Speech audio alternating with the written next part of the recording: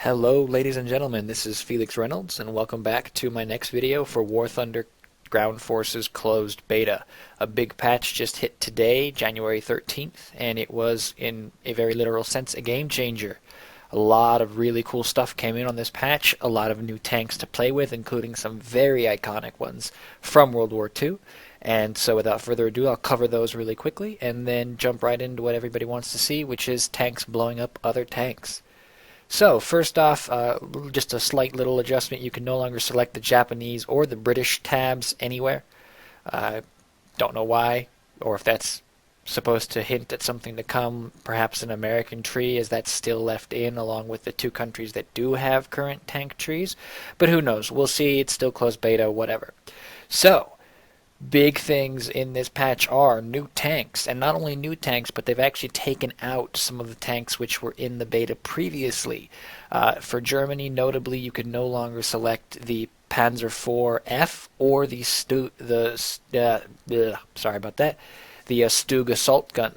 So what this means is that they quite possibly have a large selection of their tank assets ready to go, and they're going to be putting them through closed beta in shifts to do bug testing and balance work and whatnot, which is great because as opposed to what a lot of people may have thought, only seeing 4 tanks per tree earlier, it means that they could be a lot closer to an actual working form of open beta than we previously thought. So, as mentioned, we lost the Stug and the Panzer IV-F, and in return we get the Panzerkampfwagen 3, the Panzerkampfwagen 6, the Panzerkampfwagen 4, and a Jagdpanzer 4, which is amazing because the Panzer 6 is the Tiger tank, and the Jagdpanzer is one of the more iconic tank destroyers from the German side during World War II. So we not only get a lot of new toys, but they're really big, awesome, kick-ass toys, if you'll pardon the French. So, the Panzer III, it was originally intended, funnily enough, by the Germans to be their anti-vehicle tank, supporting the Panzer IV infantry support tank. However, when they ran into the Russians on the Eastern Front and had to up their game with regards to the weapon mounting on their tanks, as you can see, this only has a 50mm cannon. The Panzer IV actually became the go-to anti-vehicle tank due to its larger turret that could mount the 75mm gun. So Panzer III, 50mm cannon, reasonably light, reasonably fast, but we will see how it actually performs in game. I haven't yet played it. The Panzer VI, this is the big boy, folks. This is the Tiger tank. It has, as we can see here, a lovely 88mm gun, which is massive. It is heavily armored. We're looking at 100+ millimeters of armor on all of the important bits and 82 on the more vulnerable bits. It's not very fast. It is heavy as all hell. And notoriously, of course, it was over-engineered in actual point of fact during the war. Whether or not that's going to be reflected in game by longer repair times or what, I don't know yet. We'll see. But for the most part, we have a Tiger tank with an 88mm gun. It should be awesome. Then we have a Panzer IV-H, which is your good old-fashioned Panzer IV, this time though with the addition of, let's see if I can pull it up here so we can see him. Yes, side-mounted track armor, which was intended to help prevent AT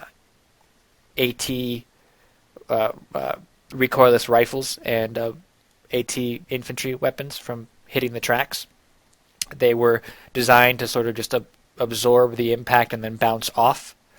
So they're not welded or riveted onto the hull in any way. They're just kind of, as you can see here, hung from the side. But they should provide an additional layer of armor, if an expendable one, during actual engagements, which means your track should stay alive a little bit longer. And then, of course, the last one, the Jagdpanzer 4, which was a very large tank destroyer. This is an earlier model. It only has the 75mm gun, as compared to later models, which were built on the Tiger chassis and had the 88mm gun.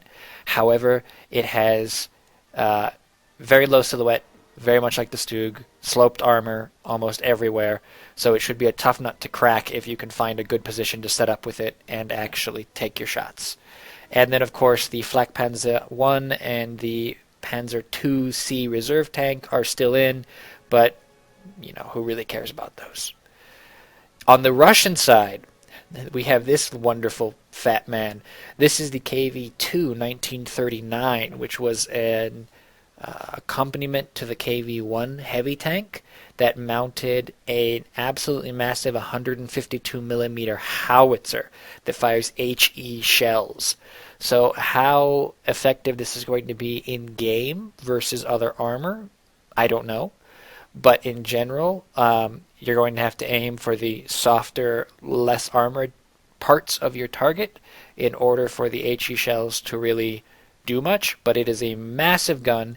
It has a massive turret, which is going to make it incredibly hard to hide. And as you can see, the turret armor is only 75 millimeters all the way around. So whether or not that's going to make you a very easy target remains to be seen, but if you can get this set up, holy crap, that gun is huge. We also have in here the IS-1, the first iteration of the lovingly named Josef Stalin tank, which was a direct evolution to combat the German Panzers and Tigers. It mounts an 85 millimeter cannon, has heaps of armor, 120 millimeters on the front and 100 all the way around the turret. And it is a big bruiser. It is replacing the KV-1 from the previous round of closed beta as the heaviest, largest actual main battle tank type deal in the Russian line at the moment. There's also two models of the T-34 tank in 1942 iteration with a 76 millimeter cannon, and a T-34-85 iteration with the 85 millimeter cannon. So we have a pair of medium tanks here, an earlier and a later, that are still just as effective as the last model of the T-34, but the upgraded one has an even better gun. And lastly, we have the Su-85 tank destroyer, which also mounts the 85 millimeter. This was something the Russians did not have in the last round of closed beta, so there it is. As with the usual tank destroyer doctrine, it is low to the ground, has lots of sloped armor, and a bigger gun than the Jagdpanzer, so hopefully it will just punch right through some of the heavier German targets that it will now be facing. And for some reason it has a lovely telephone pole bolted right here. I'm sure historically that was used for something.